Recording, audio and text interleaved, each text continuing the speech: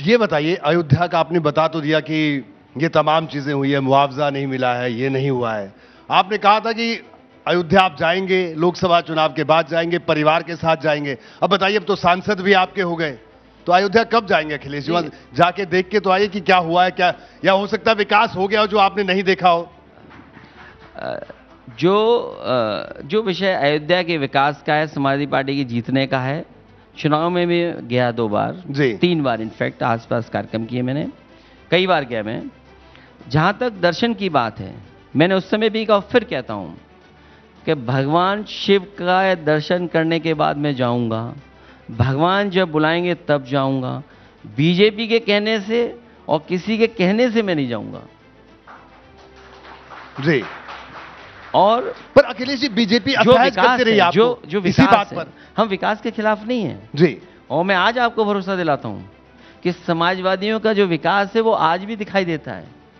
हम लोग किसी चीज में कंप्रोमाइज नहीं करते हैं क्वालिटी का।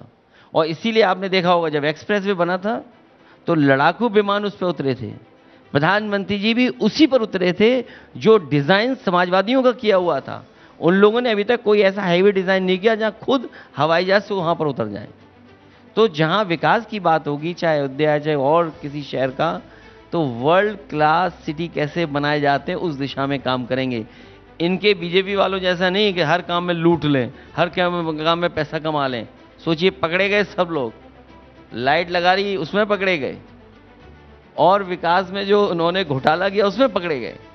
सुनने में आ रहा है पुजारी जी अंदर मोबाइल लेके नहीं जा सकते हैं, क्योंकि वो अंदर का पानी भरा दिखा देंगे नहीं तो मोबाइल से, क्योंकि आजकल मोबाइल तो सब चलाना जानते हैं।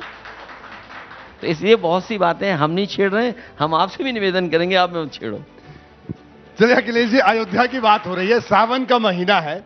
अभी कावड़ मार्ग को लेकर एक विवाद हुआ कि साहब नाम लिखे जाने चाहिए, हालांकि बाद में कोर्ट का इंटरवेंशन हुआ उस पूरे मामले में, अभी रोक इस पूरे मामले में लग गई है। लेकिन इसी विवाद के बीच में बीजेपी के लोग एक 2006 के, जब आपकी सरकार थी तब की एक चिट्ठी लेकर आ गई कि साहब ये नाम और पहचान की बात तो आप लोग लेकर सामने आए थे, और आज आप उन्हीं को कटघरे में खड़ा कर रहे हैं। देखिए, बीजेपी सांप्रदायिक राजनीति खत्म हो रही है, और सांप्रदायिक राजनीति इस बार पीडीए परिवार ने खत्म कर दी। तो ये जो आखिरी वक्त है, जैसे आखिरी में दिया फड़फड़ाता है, उसी तरीके से भारतीय जनता पार्टी अपनी सांप्रदायिक राजनीति को लेकर के फड़फड़ा रहे हैं। इसीलिए इन्होंने होर्डिंग लगाए हैं और लगवाए इन्होंने। मैं सुप्रीम कोर्ट का धन्यवाद देता हूं कि उन्होंने इस फैसले को रोक दिया।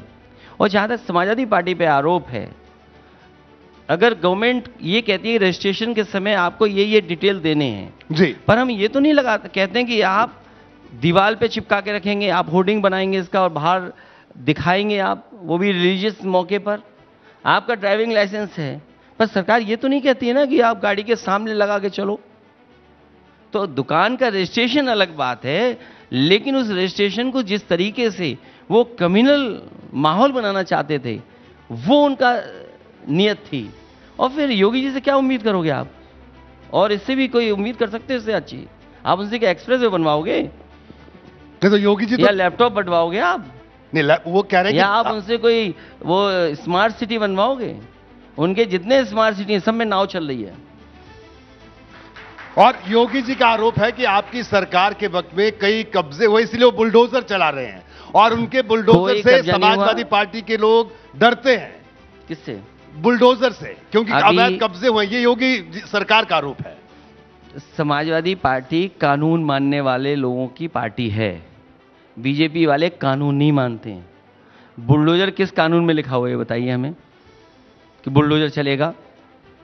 तो बुलडोजर में कोई दिमाग नहीं होता है, स्टीयरिंग होती है उसमें जी। इसलिए ये अनकॉन्स्टिट्यूशनल काम सरकार को नहीं करना चाहिए। और फिर जो इनके लोगों के इलीगल घर हैं, इलीगल बिल्डिंग, उस समय बुलडोजर की चाबी क्यों खो जाती है? आपने अकबर नगर खाली करा लिया, दुनिया में पहला एग्जाम्पल होगा जहां पर नाले पर रिवर फ्रंट बन रही हो। बताओ, नाले पे कोई रिवर फ्रंट बनाता है? आप मुझे खुद बताओ कि नाले पे कौन रिवर फ्रंट बनाता है? उसके लिए आपने गरीबों के घर उजाड़ दिए, और फिर आपको लगा कि आपकी सरकार चली जाएगी, दूसरे मोहल्लों में लोग खड़े हो गए तो आप नहीं चला पाए बुलडोजर वहां पर, नहीं चला पाए। और फिर अभी जब उन्हें पेड़ लगाने थे तो पेड़ लगाने के लिए